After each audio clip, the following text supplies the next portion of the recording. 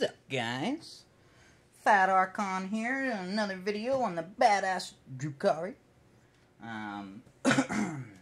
I've been working on my tournament list, and I believe I've refined it to a point that I'm happy with. I think it's very competitive, and therefore I would like to share it with y'all. Just so you know, a big point of my channel is just like share info on Drukhari. There's a lot of people out there who are new to him, brand new to him, because of the codex and seeing like how ridiculously good this army is and how good it freaking looks. From personal experience and playtesting all this, I think it is one of the top tier armies. I think it has the potential, to be one of the top tier armies. I've been playing 40k off and on for 20 years or so. One of the first armies I had was Dark Eldar. The only reason I mention that, I'm not trying to gloat or nothing, I just want you all to know that, like, I slightly know what I'm talking about. So, strangers on the internet, you're going to hear a lot of people acting like they know exactly what's hot and what's not. It's annoying, but it's part of the internet and we all know it. What I'm going to say that separates me from the rest, what separates me from some of what you're going to see on there is that I playtest everything I talk about. I playtest the shit out of it. And to refine my tournament list, I playtested the shit out of it. This particular list I'm going to show you is 8-0 so far. 8 wins, 0 losses, and let me be honest with you, 1 tie. We had 1 game end early. And it was about 60-40 in their favor, so I might have lost at that point, but really could have gone any way because we were going for objectives at that point. So, I just want to lay that out there.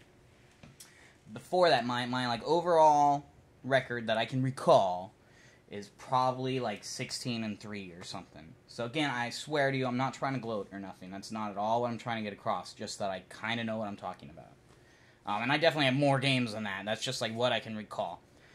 My earlier videos, like looking back on them, that aren't even that old, that list is good for like local friendly games. That is a good, decent, I should say, that is a decent friendly game list, and I had a lot of success with it. But if you're going to tournaments, you need to bring it up to the next level. And playing tournaments, some people will say, unfortunately, you know, however you want to look at it, unfortunately, you're going to need to be a little bit cheesy. So I am, I'm definitely, yeah, I'm not going to lie, this is a little bit cheesy. The list I'm going to show you, I wouldn't really suggest playing versus your friends. For playtesting, definitely do, that's how you learn the list and get better, but once you got it down pat and change it for your specific needs and your specific meta, results may vary, I wouldn't play it with your friends. It's kind of mean. Yeah. I table most people I play now, and I totally feel like a dick sometimes. Because I was playtesting, I let them know, like, hey, I'm going to try a tournament list, is that okay? Like, I'm getting ready for a tournament. And if they're not prepared with it, with their own tournament list, then, you know, it's almost a no contest. You are rolling dice, so anything can happen. And to clarify, I have played versus other tournament lists. So yeah, now that that's out of the way, so that's just, you know, a lot of people like to act like they know a lot more than you, and maybe they do. But I just want to clarify, I feel like I know what I'm talking about. If you disagree, leave a comment below. Mention what you would change, what's better, how I'm so stupid for thinking this is alright, etc. So why do a list like this? And we'll go over the list in a minute, but the FAQ, as I'm sure you are very well aware of, changed quite a bit for us. It did 2 things. It both buffed us in a pretty good way, and it slightly nerfed us a little bit, depending on how you use your armies. I'll go over the nerf first. I'll get the bad news out of the way. As you may be aware, for Cabals, which happen to be my favorite faction of Dark Eldar, we only have one true HQ choice, and that is the Archon right here. The new rule of 3 means that it is literally impossible for you to do 2 battalions or more than 2 Kabalite detachments unless you do an air wing. So actually, if you like Cabals like I do, my earlier video, the post-Codex army list, is actually valid still. So that's cool. But the rule of 3, unless you want to bring Drazar, and like Incubi look sick, and they can definitely do some work, but I don't think they're competitive at all. Witches, come on, witches, like that's what you would use. Witches are going to do way better than Incubi, in my personal opinion. So that's one of the nerfs. The other nerf, you know, depending on how you look at it, is the deep strike rules, which again I'm sure you all are aware of, because we got the Screaming Jets, so we were definitely taking advantage of that. Now you still can, but not until turn 2.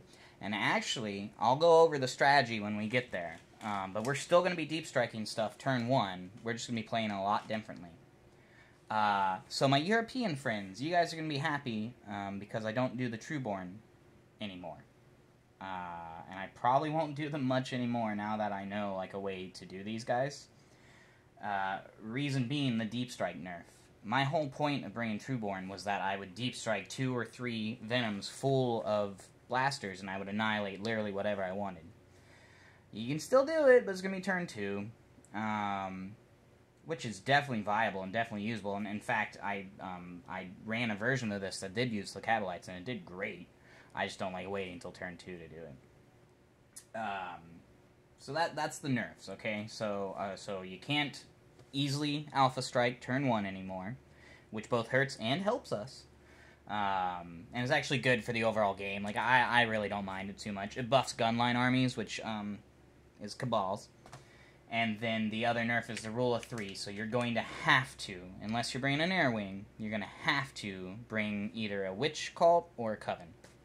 So just bear that in mind. Now, luckily for us, Covens and Witches are both extremely viable, so it's not that bad. I've ridden GW about the whole, the issue with our HQs, because aside from Lilith, we only have one HQ for Witches, and same with the Coven. Aside from Urian, we only have 1 HQ, so unless you want to do Prophet of Flesh, or, what is she, Curseblade? I forget, I never run Lilith, yeah, I haven't ran Lilith yet, so I forget. My apologies. Okay. What is the buff that we got? The rule of 3, friends. The rule of 3, you know, you know the rule. You can only have 3 of any unit in your entire army, except for troops, which I guess are back there, and our new best unit, the Venom. Because it's a transport. Venoms are probably our best unit in like the scheme of things. I used to think Trueborn, you know this. I used to be all about the I used to Trueborn. Not anymore. I still love them to death, and they'll always have a special spot in my heart. But it's Venoms. Venoms is fleek, as my friend would say. Yes, yeah. Anyways, excuse my horrible language. Anyways. So, I'm definitely not the first person to think of it. And you're going to be seeing this all over the place, I believe, is Venom Spam. And there's a damn fucking good reason for it, because Venoms are phenomenal. 65 points for a 5-up Invul, a 4-up save that you're rarely going to use, 16-inch movement, base, 10 shots in rapid fire, 5 shots at a distance. What am I forgetting here, guys? You got the 5-up Invul, 16 move, the poison. Oh, obviously transport capacity, and that's going to be the most important part. Venom Spam is where it's at. I believe at the moment, until people do more practice and theory craft and whatnot, it's going to be the most competitive list. So yeah, so we got a buff with that because how is that a buff? You know, we already had Venoms, and people were already spamming them. Other armies don't have as good of transports as us. Is somebody going to spam 6 Rhinos? I mean, sure, but they'd be an idiot. Like, well, you know, I suppose there's a list that could do it. If you have a melee assault army because they got nerfed, because they can't deep strike anymore, so they're leaving half their army on the table for us to slaughter, I guess you could do a 6 Rhino spam. Tau can't do it. Devilfish are 120 points. That'd be retarded. Like, yeah. We have the most spammable transport that is phenomenal. It's one of the best transports. Harlequins definitely have a better transport than us. You lucky buggers. And just wait till your codex comes out. I bet it's going to be mwah.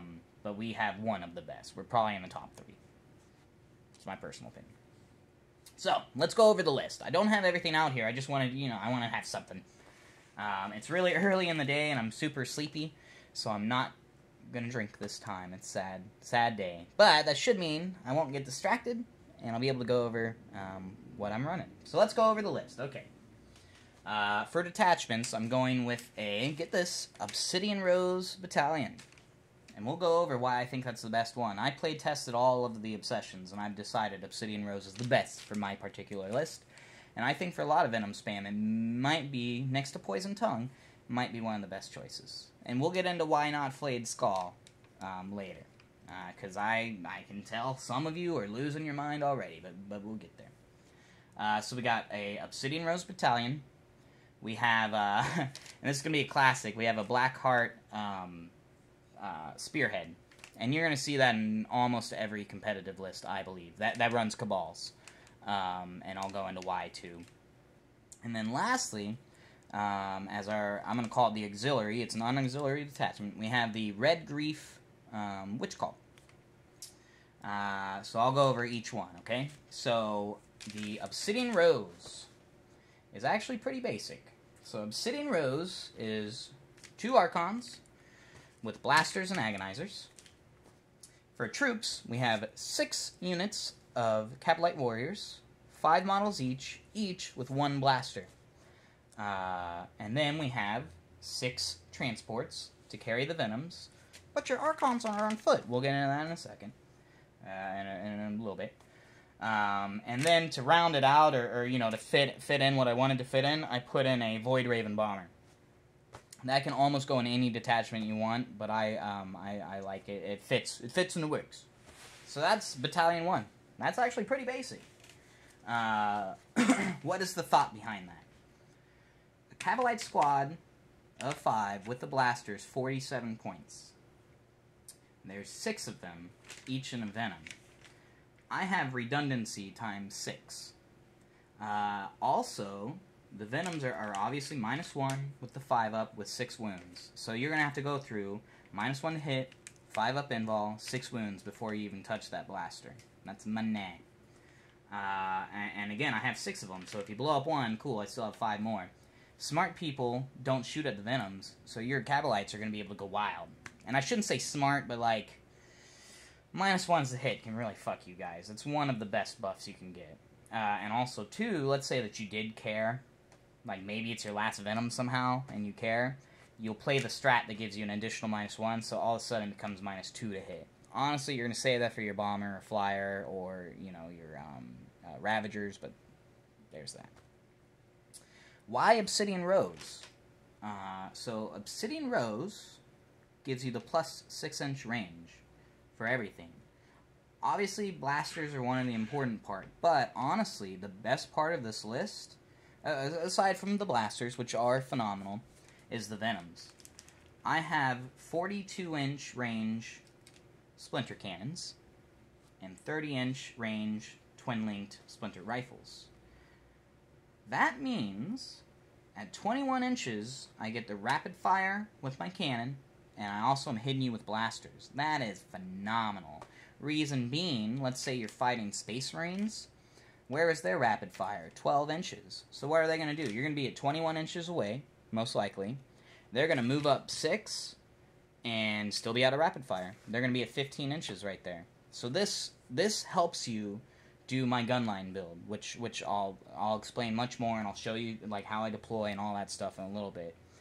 But that is huge, guys. Not letting people lay the fire into you, because way to fire is sort of how you murder stuff efficiently, is negated that way. Also, too, your foot Archons, with the 24-inch range, they're actually going to be able to help a bit more, because they're going to be like sitting back here like this. Shooting at 21 inches, he's just within 24 a lot of the time, and he blasts them. And again, I'll go into like placement, movement, targeting priority. We'll do all that at the end, okay? But that's my reasoning for Obsidian Rose. Why not Flayed Skull? Because, again, a lot of people are going to be asking this, I'm sure. On Reddit, I have people bringing it up every time, trying to tell me how big of an idiot I am. But, so Flayed Skull, guys. You got plus 3-inch movement. You got reroll 1s on rapid fire. And you got ignore cover. These already move 16 inches. I did the math. An extra 3 inches is something like 18% or something, so that's actually really good. An extra 18% movement is phenomenal. However, on a 4x6 board, 16 inches is, what was it? It was like 30% of the board you can move, and the other one was like, I don't remember, but I did the math, and you basically move a third of the board as it is. A third or like a quarter or something like that. Add a 3-inch movement on, you're only gaining 4% or 5% in your movement. Like, people are so impressed by the movement, but unless you need it, and they already move 16 inches, I don't know. So that's actually, it's, as Spider from Tabletop Tactics said, it's a cute buff. It's nice to have, but not at all mandatory. Now, let's say your model only moved like 9 inches or something like that, and you got a plus 3, like, that would be phenomenal. But already 16 inches, and you can advance them, so,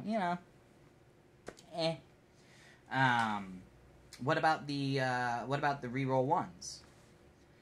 The only thing that's going to affect, with how the strategy works with these, the only thing that's going to help is the infantry inside. So 4 poison rifles are getting their reroll 1s. That's all you're gaining from Flayed Skull. So again, that's cute to have, but not phenomenal. I'd much rather have Poison Tongue. I promise it's the last time I say it, but at the end I'll go to why it doesn't matter. And here's a hint: Archon's buff give you reroll 1s, so there's literally no good. So the main bonus you're getting from Flayed Skull, in my eyes, is ignore cover, which admittedly is great to have. Especially when you're fighting like Space Marines and cover. Poison, I've seen myself how many shots it's going to take with no AP against a 2-up to do some wounds. And it's going to take a lot.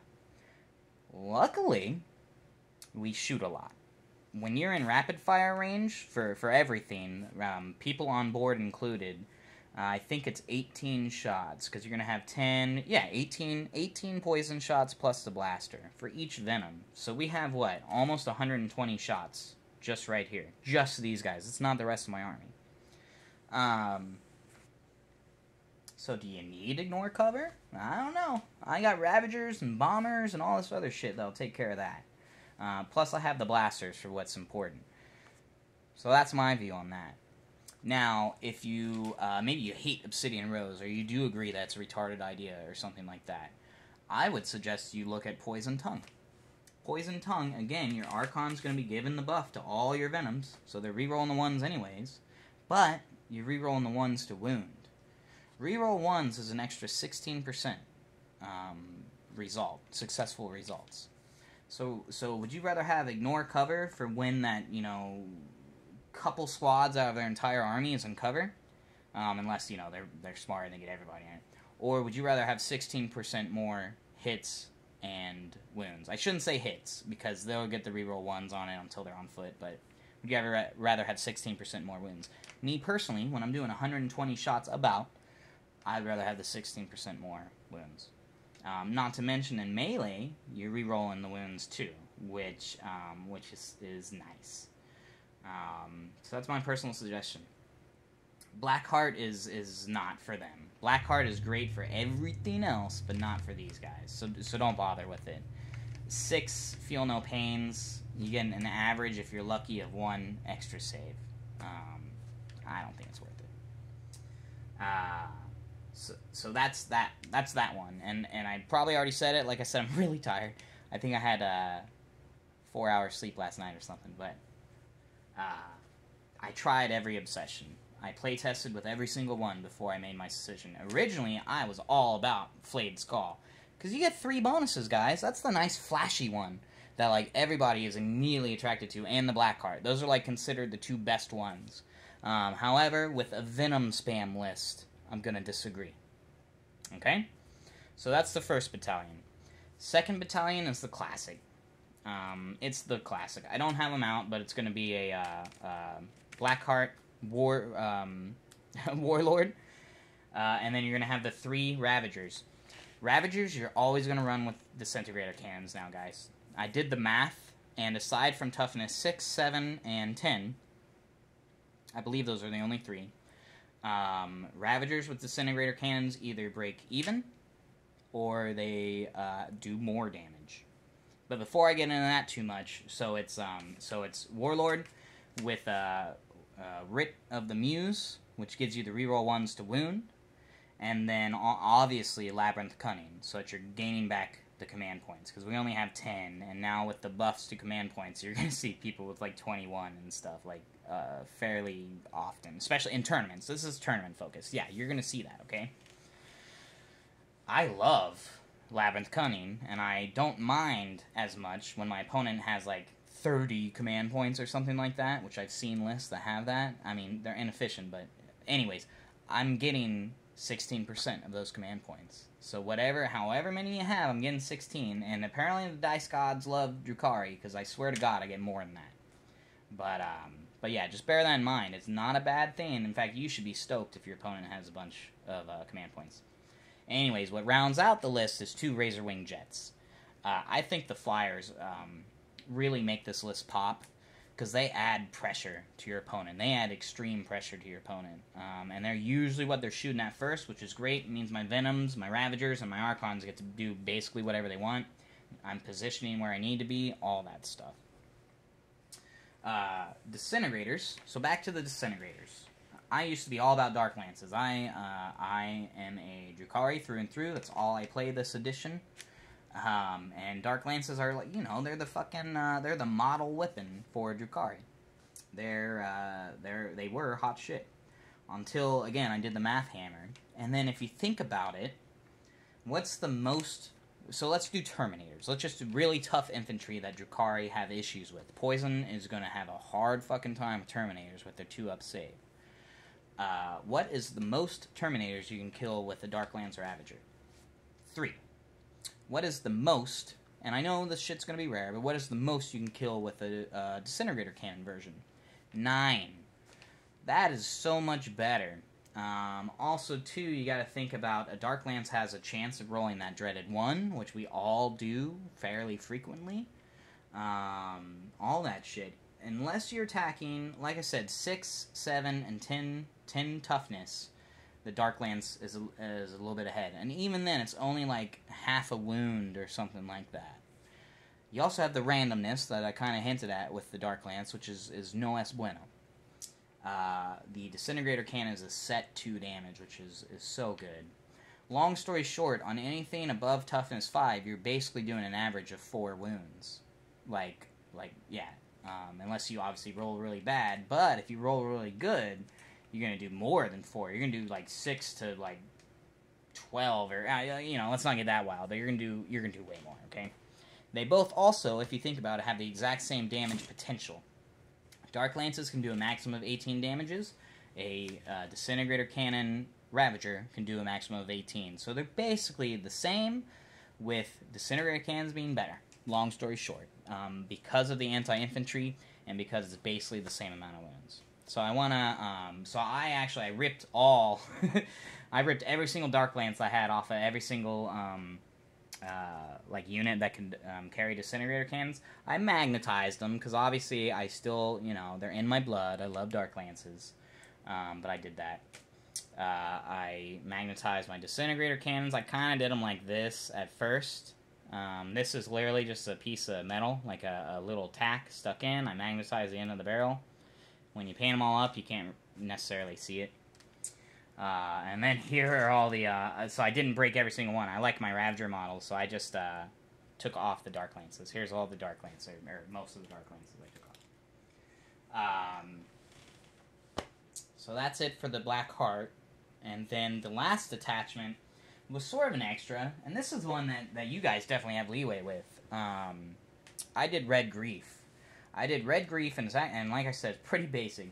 It's a Succubus with the Glaive and a Blast Pistol, so she can do some work. And then it's 3 units of MSU Reavers with absolutely no upgrades.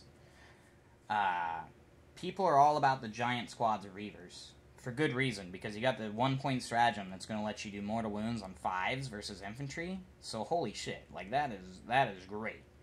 But A, I didn't have the points for it, and B, I only have one and one mission alone for those Reavers, and that is to tie up something scary turn 1. That's literally all I expect from them. The last game I played was versus Iron Hands and Minotaurs. And he had 2 10-man Devastator squads with, like, shitload of laser cannons, missiles, all this fucking bullshit. And we were doing, what is it, Dawn of War, whatever the short-length one was. And I went first, and I knew it was going to be a bad day for him. But he set all of his guys up in the corner. I saved my witches for last, and I suggest you do this too with the Reavers if you're planning on the first turn charge. And then I put them as close as I could to those guys. And you could see in his face, he knew exactly what was going to happen, and he knew he needed to go first. And when he didn't go first, poor guy. The witches didn't kill shit. They killed like 3 or 4 models or something. I even fucked up really bad and counted them each as 1 wound each for some stupid fucking reason until he killed 8 of my 9 guys. But that one witch that was left over is right in the middle of, there's the 2 Devastators, and he had some characters right in the middle of all of them, and tied them all up. And he had to waste a shot with the pistols to kill it next turn, and then he had lost already at that point a shitload of his firepower. That was basically, I'm not going to say decided the game, but it, like, sealed the deal. So that's my opinion on the Reavers. That's how I personally run them, and that's how I personally like them. MSU. Because, again, that's all I want them to do. If he spreads out, he's got Predator, fucking, I don't know, something, Wyvern for somehow, even though, yeah, you can still do Supeless. They just came in the same detachment. Predator, Wyvern, you're going to have Reaver. Easy as that. The Succubus actually did really good as an objective holder. And what I ended up doing with her, I gave her the +2 movement. And so with Red Grief, the whole advance and charge, I literally rolled a 6 on my advanced once, and I moved up 16 inches and ended up charging those Devastators in the end. But the entire time before that, she was just camping an objective. So that's a little bit into Tactica. So let's get into Tactica. Excuse me. My list is basically a Venom gun line. That's what I'm going to call it. A roving gun line is what I'm going to call it. Their whole strategy revolves around, and doesn't rely on, being buffed by Archons. So let me show you exactly how I deploy the Venoms. So it's my turn. When you first start, here's a huge tip. Very first thing you need to do even before you set up and roll and all this shit, you need to be looking at the field and look at all the good spots, like, ooh, that would be a good hiding spot for my Warlord. And I would totally be within 6 inches of 3 good spots for my Ravagers. That is the first thing you need to do. The reason being, you're going to deploy your Warlord first. That is the very first unit you need to deploy. And again, you need to keep him hidden. You need to make sure he's in a good spot that's going to give your Ravagers a good lane of fire. The reason you're deploying him first is as soon as he's on the battlefield, any command point you spend, or your opponent spends, even better, you're able to roll the dice on. And every 6, you're going to get a command point bag. So you always play that first. That's my first big tip. Deploy him somewhere safe, in cover. It's usually going to be like a corner or in a building. Wherever gives you a good line of fire, that also gives him cover. So we're going to pretend this is like a ridge or something. After that, you deep strike all 3 of your Ravagers. We want them off the board in case you go second, because they're going to be what wipes out infantry that's pressuring you. They're going to wipe out deep strikers, and they're going to wipe out vehicles. So Ravagers need to be off the board, and that gives you a chance to earn your CP. I guess I should have mentioned, before the game even starts, depending on who you're fighting, you might want to consider paying the CP for the Alliance of Agony. And if you do that, I would give the Succubus either Matchless Quicksilver Fighter, which is a 3-up invul, which is pretty nice. The other one is, I believe she can get Hatred Eternal, which is reroll all to wounds, which is also pretty nice. I personally would probably go with the Quicksilver, the one that gives her a 3-up invul, just because the way I've been playing her is she's sort of a lone character. that, like I said, holds objectives and charges stuff that's threatening you. And then the Artifacts of Cruelty, or Relics of Cruelty, whichever it's called. If you're playing versus Psychers, you're definitely going to give the Mask to your other Archon, I would suggest, so that you can deny the Witch. Otherwise, probably a Bloodglaive on the Succubus. That would be a good choice. Or you'd skip that one. That one is skippable. It really depends who you're fighting. If you're fighting big, scary, like Space Marines, they're, I don't know, Toughness 5, or, you're fighting monsters or something, I'd probably do the Bloodglaive on the Succubus, so that she can do some work. Again, if you're fighting Psychers, I would do the Mask. Otherwise, I'd probably skip it altogether. There's no point. All your other Archons are going to have blasters. I don't know if I mentioned that or not. The Obsidian Rose ones, I give Agonizers just because I don't have that much money, and also I don't expect them, or I needed the points, and I don't expect them to get into melee. So that's that. So you're gonna do. I personally would suggest the Alliance of Agony and possibly the Relic Stratagem. You're gonna place your Warlord first, so that you're getting the CP regen, which is very nice. I've gained something like 6 points or so on people's stratagems throughout the game, which is really good rolling, but it's really good. Here's something else. So while we're on that whole CP regen thing, here's a tip for you too. Hopefully you've been playing it this way already, but if not, this is a good way. Agents of Vect is game winning. Okay, Agents of Vect denying somebody's strat is a game winner. And a lot of people aren't prepared for it yet and aren't used to it because there's not many Dark Eldar out there, so they haven't gotten many practice out of it. You need to make sure you save that for whatever's a game winner. Or, whatever's going to turn the tide. So, for example, the Necrons I tabled 2 days ago. His whole army, and strategy for that matter, revolved around the fact that he was going to play his charge after advancing stratagem. So he literally advanced practically his entire army, and he had wraiths, he had Praetorians, he had dudes buffing the Praetorians, he had all this stuff, Cryptek Spider, all that. He was kind enough to be pre-measuring what his charge would be if he advanced and all that stuff, so I knew exactly what he was doing, and I just waited very patiently for him to do it. He announced his stratagem, I denied it. So here's what I'm getting at, though. When somebody plays their stratagem, the very first thing you need to do is to roll to see if you get your dice. Or, excuse me, see if you get your command points back. Once you've checked that, you're going to play your Agents of Vect. Immediately, you need to roll your 3 dice to see if you get any back. That's 5 right there. And so you have almost 1 CP regen chance. Sometimes you're going to roll hot, sometimes you're going to roll shitty. Once you do that, just remember that then they are refunded their points. So they spent their command points, so you are able to roll on it. You just ended up refunding it to them after. So that's just what I want to mention. Don't think that you don't get the regen on their stratagem. You still do, because you're refunding it back to them. So that's how I play it, and it's nice. And you can see their face. Somebody played a 3 CP stratagem.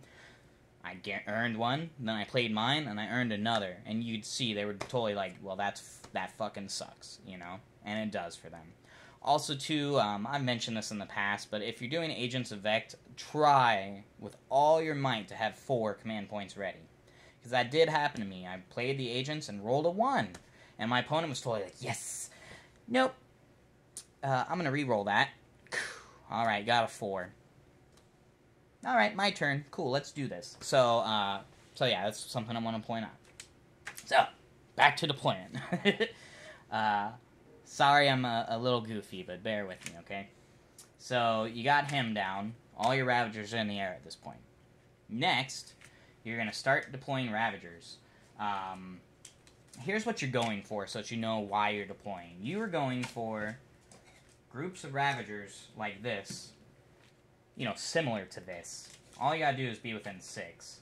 And I wouldn't deploy them that far forward, but, something like that is perfectly fine. This is basically what your army's gonna look like the entire game. And this is what you're going for. This right here. So they're all getting reroll 1s, they're all getting reroll 1s. And then what you're going to do, you're going to measure out, and if you want the rapid fire, if they have, like, no way of getting up to you, aside from advancing or whatever, you're going to measure out so that you're always 21 inches away with, like, and honestly, if you're going for that, you would, want, like, a line or something. But anyways, you're always going to be 21 inches away. When the next turn comes, he's moved up 6 inches, he's at 15 inch now, you're going to move back 6 inches with everybody. And you're just going to do that the entire game. Unless you need objectives, which obviously don't ignore objectives one bit. This is a tabling list, I would say, so you can play that way where you kind of ignore it. So look at his army. If he's an elite army, yeah, I would just go for the kill. But do not be afraid to split him off. And don't be afraid to split him off. And don't forget you have the Succubus and the Reavers. If the Reavers aren't going to do much because he has, like, an assault army and you just know you're going to lose him, or, like, he's crazy Tau and you're afraid he's going to annihilate, whatever the reason be, don't forget your Reavers move 26 inches, guys. So your Reaver is your speedy stuff. You don't need the fucking 19-inch, oh shit. You don't need the 19-inch Venoms one bit when you have 26-inch, Reavers, okay? So just remember that. So anyways, back to deployment. How I do it, I literally do this. And I don't necessarily want them to know where I'm going. So let's say, this is a pretty long line. My plan is to take the middle of the board, usually. I'm going to deploy them off to the side. And I usually deploy them just like this.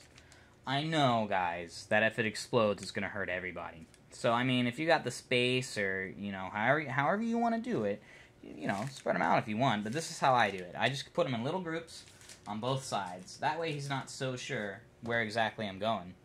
And then when the turn starts, that's when I move the Archon first, so you can make sure everybody else is near him. Move, and then you're doing your gun line. How? Just like that would work. Just make sure these are hover, so it's always measured from the model. Just make sure they're ahead of your Archon, okay? Ahead and behind. You don't want him getting sniped. Sniper's going to shoot at him. Guess what? He's got 2 up in wall, so don't be that worried, but yeah. So that's how I deploy these guys. Once we got them deployed, then we're going to deploy all the flyers. Bomber, Voidraven's going to go near, and I would actually do the Voidraven after the Razor Wings. So you're going to deploy your 2 Razor Wings. Either if he's deploying on a flank, you're going to cover that. Well, actually, it's 72-inch range. What am I saying? You're going to deploy opposite flank. Or just wherever you want. They're going to go anywhere on the board, so you can put them literally wherever you want. Just make sure they're not going to get shot out of the sky. Then you do the Voidraven. And I would suggest just make sure he's within 60 inches of their biggest group of units. Or, biggest infantry squad, okay? If there's a 10-man or 12-man or whatever infantry squad, that's who you want dead. That's like the whole Voidraven's point of existing, okay? And also as a distraction card effects. He makes good distraction card effects. Then, once everything else is deployed, we'll pretend this is a Reaver squad, okay? Up against the line, as close as is humanly possible to their fucking, to whatever you need to tie up. Don't worry about the fact you might go second. That doesn't matter, guys. You lose a squad of Reavers, oh no, you lost 50 points. Guess what? They wasted a shitload of fire. They wasted a fair amount of fire on a squad that's not that important in the scheme of things, okay? And then Succubus, like I've said, I like them to camp on objective, because I can't always guarantee these guys are going to be around it. Now, obviously, you are going to have some objectives in your deployment zone, so don't be afraid to drop off a squad. So let's say there was like an objective right there. Don't be afraid to disembark and then just do the Venom. It doesn't matter that much. You're losing out on 4 to 8 poison shots and a blaster. He'll make up the blaster shot, so it's not that big a deal. Here's a trick too that helps you like keep track of that sort of stuff. I don't glue these in, so whenever I drop off a squad, I let my opponent know in case he's like a weirdo on being WYSIWYG or whatever. I say, alright, I'm going to take off the cannon so we just know this one's empty. So that's just a trick for y'all. And that does make it a lot easier, because my opponent, well, I mean, it makes him easier for target priority, because he'll go, I don't want to shoot the empty one, I'm going to shoot that one. But it helps you, because nobody wants to make mistakes, okay? Especially in a tournament. So that's deployment. Then, you hopefully go first. If you go first, guys, even though Alpha Strike has been neutered, you're probably going to win. I mean, I shouldn't say that, but just going first alone in 8th edition is probably a 60% chance of winning, from my experience. And if I'm being completely honest, and this, like, I swear I'm not trying to brag, I'm pretty sure I have a 100% success rate if I go first. I'm pretty sure it's like that. And now that the lists have done so well, I'm up to maybe a 70% if I go second or something. Something like that. But if, it's still a first edition win. I'll be honest, I've only done 3 games or so since the Deep Strike rules changed, but I've been doing this list since before that, so I don't rely on the Deep Strikes anymore. We'll just pretend you go... It doesn't matter if you go first or second, because, like I already said, so your whole plan is get the buff. So once it's your turn, remember, move the Archon first so you can guarantee all 3 Venoms are going to be in place. When you're doing it, you need to have a, you need to triple check before you move anything, because it's a tournament. As soon as you take your hand off of it, without it being, like, obvious, and by the way, here's the way to do it. Set them down, just put your other hand down, and move around. And if you have to, like, do something, you can even pick it up. Well, I wouldn't necessarily do that, because then you might move it. But just know that you need to be positive on whatever you do. So we're going to line these guys up, we'll say. We'll pretend I'm going long way, because that works to your advantage. We want to be as far away from them as possible. Go like that. My dude who I dropped, so here's our new Warlord. He's going to be back here. Next, we're going to drop the Ravagers. Well, okay, we got to finish our movement. Don't play out of order, because that'll fuck you too. You're going to find the biggest, juiciest target. You're going to charge the Reavers in. Again, guys, we don't care if they die one bit. And multi-charge for sure, but try not to multi-charge too many units, because there is, at least if they're any good at melee. If they're any good at melee, try not to. If they suck at melee, yes, charge every single squad. Make sure you're multi-charging in that case. Multi-charged models you, like, don't even plan on getting into, or don't think you'll be able to get into. Because, for all you know, you're going to wipe, I don't know, that 5-man Devastator squad, and then you're going to consolidate into the next one. And then, I don't know, maybe you'll run a strat to attack twice or whatever. It doesn't matter. Just make sure you get in to charge every single squad possible, okay? Then you get in there. Succubus, I personally like to keep on objective, because if you do the 3-up invol trait, displacing her is going to be really hard. And they're not necessarily going to want to charge her, and you do need to keep in mind that turn 2, people are still going to try to deep strike behind you. Venoms, luckily, are really good for that. So that's the movement. Yeah, movement. Then you're deep striking your Ravagers. Again, you want to measure and make sure you're going to be in range. By the way, if nothing's going to be in range in there, don't be afraid to deploy them on the other side away from your Archon, and just have them meet up next turn. Also, too, you can fire and fade. Like, don't forget that either. So you got that. Then we go into shooting phase. I strongly, and this is obvious, this is like 101 shit right here. Focus one target at a time. Make sure something is killed 100%, unless you can knock it down to such a low profile that's going to be like hitting you on 6s, in which case he can't shoot the Venoms, period. Or if he's like hitting on 5s, then he's going to be hitting the Venoms and planes on 6s anyway.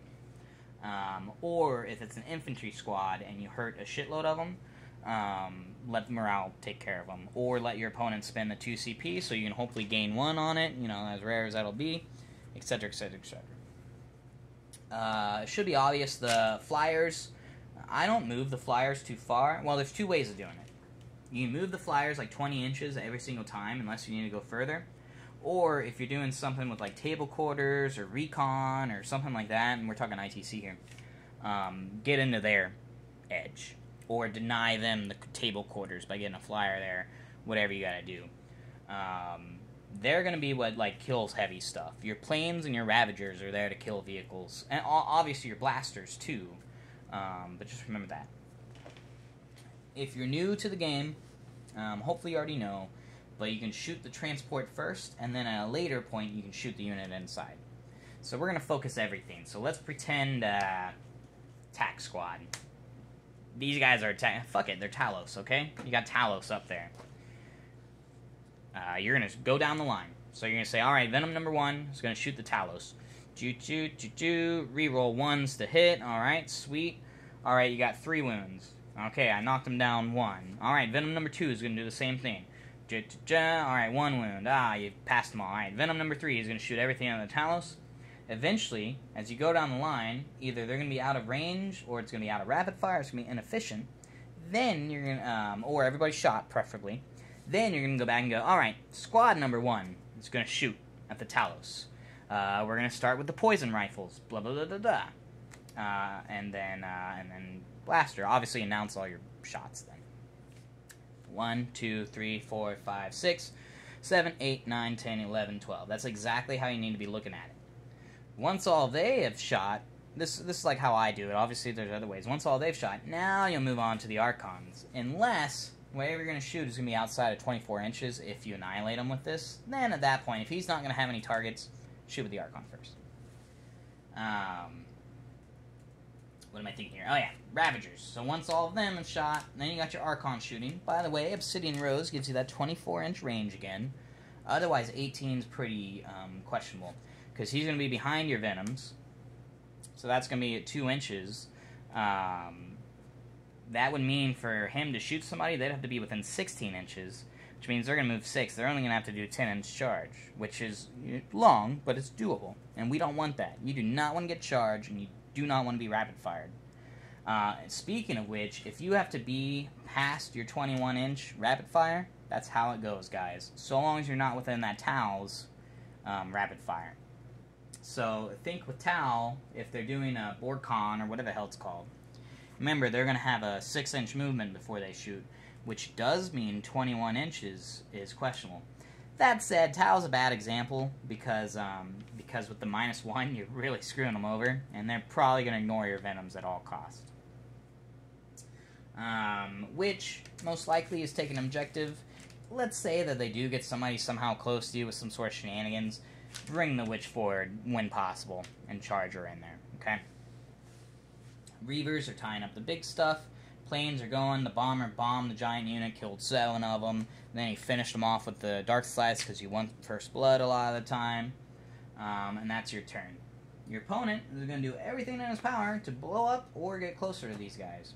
Usually, they're going to try to do weight of fire on these, which again is why it's so important to be out of rapid fire, and again is why I like Obsidian Rose.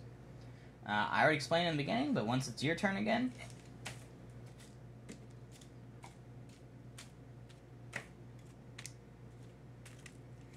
alright, round 2. Venom number 1 is going to shoot at Talos number 2. Venom number 2 is going to shoot at blah, blah, blah, blah, blah, blah, blah. Guys, I have watched this annihilate people multiple times, and I feel like a dick, because it is so efficient. And just remember, your Archons are buffing everybody. So you don't need those reroll 1s from the Obsession. It's literally pointless. And what's even better is, let's say that he blows up, or you disembark the infantry, now they're getting the reroll 1s, which Flayed Skull wouldn't give you.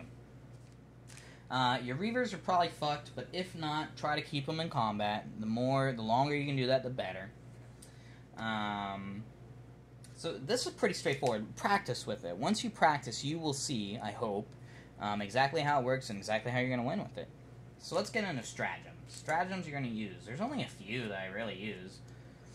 Obviously, your best one is Agents of Vex.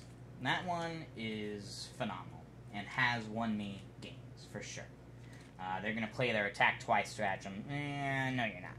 I had, last night, that Minotaur dude, one of the things he tried to do was attack twice with his, like, one of his captain characters or whatever, to finish off my very last Reaver. And I didn't want that. I didn't want 2 squads of 20 Devastators shooting at me with laser cannons. So, denied. What's another one that won me? I told you the Necrons that won me. There's pretty much every game you're going to have a moment when that happens. Tau, a good one to deny, is the Marker Light Bomb. And I know it only costs him 1 CP. I believe it's just 1 CP. But still, you don't want to help his ballistic skill at all, because they are always a shooty army, and you don't want him getting better ballistic skill. So that's one that might be worth denying, because they're going to try to use that every single time. Like I said, attack twice. What's another crazy one? -1s. Those aren't that bad because we hit on 3s. But basically anything that makes you think like, damn, that's actually a pretty good strat, you're going to use it, okay? And again, make sure that you roll your Labyrinthe Cunning on it, then play your Agents of Vect. Roll to see if you gain from your Agents of Vect. And maybe you roll the dice first before you do. I don't know, but that's how I personally do it. Another stratagem you're heavily going to rely on, or I shouldn't say you're going to rely on, but it's very handy, is that -1 to hit. You're not always going to use on Venom. That's what's so beautiful about this, guys. With the squad in it, you're 111 points, I think. Yeah, you know, if you lose it, it's not good. It sucks, but you know, it's not the end of the world. +2, your guys are almost always going to disembark. You'll lose maybe one. Usually. The dice will fuck you, for sure. But usually you're just going to lose one guy. You killed a splinter rifle. I hated that dude anyways. You know, cheat on my wife or something. A -1 to hit, though, is best for your bomber. Your bomber has 12 wounds and already has a built-in -1 to hit. And they, for some odd reason, and I shouldn't say some odd reason, but people know that's pretty good, and they always want to kill it, because it's one of your own, I was about to say only Strength 8 weapons, but, you know, you got all the blasters. It's one of your better Strength 8 weapons. That is a perfect one to do the -1 to hit on. And it's 2 command points, so do bear that in mind, because this list only starts with 10, and you're automatically spending at least 3 up to 5. If you do Alliance of Agony and the Relic one. So keep that in mind. -1 to hit. I'm trying to think, what's the third one I use? Can I say reroll? Using your reroll? I'm going to say using your reroll, because that's pretty obvious. Otherwise, no. There's no stratagems otherwise that are like a must-use, I don't think.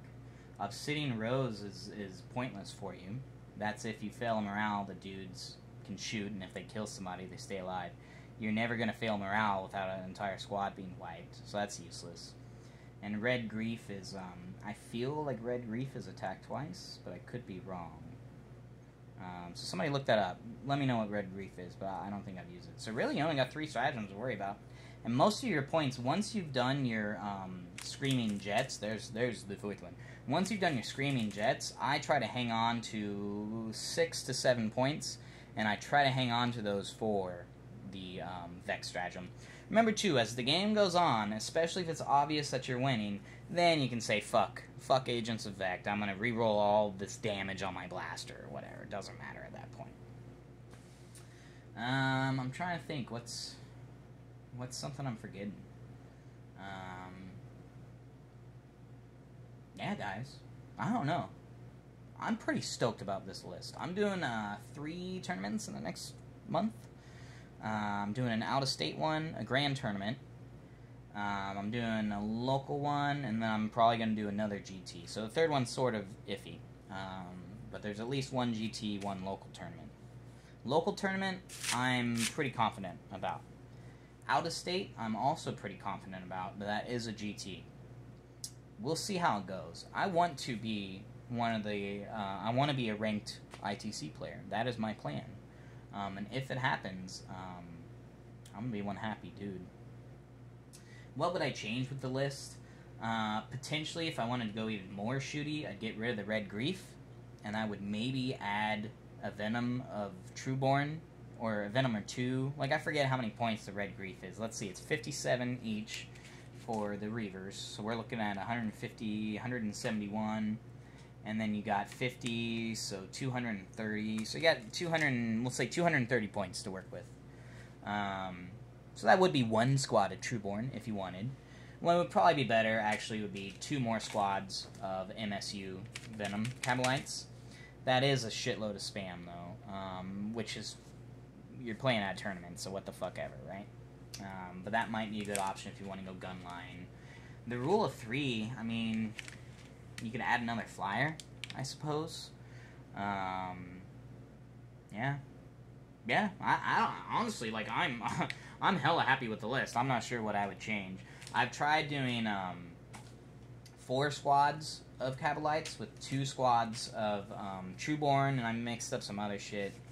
That works really well, but way too many eggs in one basket. These become super obvious targets if you do it. Whereas, again, these are just 100 points each, and a smart opponent is going to know to try to take out, like, the characters that are buffing or, you know, whatever. That's what's beautiful, guys. The fucking blasters in here. I know it's just one blaster, but holy fuck. You can kill a character. 2 of these can blow up a tank. There's so many possibilities. Archons, here's a random tip, are really fucking good at killing flyers. So if a flyer's coming at you, and you won't see too many, but there's certain lists that are going to bring them. I would use all the Archons on the flyer 100%, because they get the reroll 1s. Yeah, you're hitting on 3s, but reroll 1s, you have like a 66% chance or something. No, it's more than that, because it's already 66 plus the 16, so we'll say 70%. There you go. That's pretty good. You get 3 hits on it, that's a dead flyer, almost. Oh, I'm not going to say almost assuredly, because you can roll 1 on all of them, but still. Keep your Archons out of melee. I mean, they can do it, but Agonizers aren't that good. In the scheme of things. Like, they're good against really tough stuff, but even then, you're just doing 1 damage. Huskblades, yeah, Huskblades are great, guys. If you have the points, like some of you, I'm sure, are thinking how stupid it is on bringing Agonizers, but I wanted those points. They gave me the Blast Pistol on the Succubus, which is really handy, because she only has 4 attacks, and if you don't give her the Relic, she's having that -1 to hit and only 1 damage and all this stuff, okay? Oh, another stratagem. Here's another stratagem. Fire and Fade is Manet. So let's say you did this, you know, but there's an objective right here that you really wanted. So all these guys shot, Fire and Fade. Now you got your objective, and you got to do your gunline shit with the buffs, okay? And if I'm reading the card correctly, let me know if I'm wrong. It just says, after shooting in the shoot phase, a unit may move 7 inches. So I don't believe you can save it till everybody's shot and then Fire and Fade. I'm pretty sure it says, because it doesn't say immediately after a unit, it says after a unit. So bear that in mind. You get to shoot everybody before deciding who. Again, remember objectives. Here's another tip for you. We are way faster. Even though I'm suggesting the gunline army, we are still much faster than other armies. So I spread the objectives out all over. If your opponent places first, just do the fucking complete opposite side of him. He places another one, like, grouped up, make sure you do, you know, complete opposite, even if it's a ways away from you, because remember, you don't know what side you're going to start on. And just spread them out as much as you can. Because you're getting that 16-inch, plus advance, plus, I guess you can't Fire and Fade because he doesn't have assault weapons, but, so in that case, you would move, shoot, and then get your 7-inch. You can move, what is that, 23 inches? 16 plus 7? Yeah, 23. 23 inches with the guy that, that people tell me I'm an idiot because I don't want to go 19 inches with them. Yeah, guys. Again, the Reavers, if it's an assault army, or, like, they don't have any shooting stuff, so what the fuck is even the point? Just use them for objectives. 26-inch movement is phenomenal. Succubus, once you start winning the game, which is going to happen, because this is such a good goddamn list, and Drukhari are fucking here to whoop some fucking ass, then you start moving the Succubus forward, okay? So, yeah. That's where I'm going to leave it at, guys. This is the current iteration of my list. If I make any changes, I'll let you know. I'm definitely going to let you all know how the tournament goes. I'll be releasing some more videos as time goes on some of the other units. Some of the other builds, I suppose. Because, obviously, I'm not always going to be doing tournament. For real, this is strong. For real, I wouldn't suggest playing this versus your friends until you practice it. Like, try it, and don't just take my word for it. I'm a stranger on the internet. Your local meta could be different. I could be an idiot and thinking stuff wrong. You could be a genius and thinking stuff better. There's so many reasons that you need to do it and try it yourself. But yeah, that's where I'm gonna leave it at. I think I have a potential winner here. I know Venom Spam is nothing new. The stuff that makes this different is a lot of people believe in a command Venom, first of all. So people tell me I'm a fool for putting my Archons on foot. But they always disregard the fact, and I tell them every time, dude, you get the reroll 1s if you do it. I'm basically getting the Flayed Skull obsession by doing that. So that changes it. I prefer them on foot. Not doing Trueborn, I'm not going to say that's unique to me. A lot of people are moving away from them because it's not in the Codex, and, you know, they just need to get used to it, which I have come around to. I don't run Dark Lances whatsoever. Fuck Dark Lances. Don't take me wrong. Dark Lances are beautiful, but no. Disintegrators all day, every day. Yeah. Please, guys, if you're curious about something, if you want to know what maybe I would do in a certain situation, if you have a suggestion on how it could be better, if you think I'm a moron, whatever, please let me know. I'm all about letting you guys know how to do better. If you think this is a good list, by all means steal it. Do a net list. We all do it, or I have all done it, to learn how to get better. And with all you new guys out there, I want you all to try it. If you have a tournament coming up at your shop in the next month or something, by all means, give it a shot. So anyways, that's what I want to get across. Appreciate you guys watching. I'm sorry that I rambled and I'm all hyped and, you know, all this stuff. I'm going to go take a nap, and hopefully this video will be done uploading by then, and then I'll see y'all around. Alright, it's Fat Archon. Y'all take it easy. Blood out.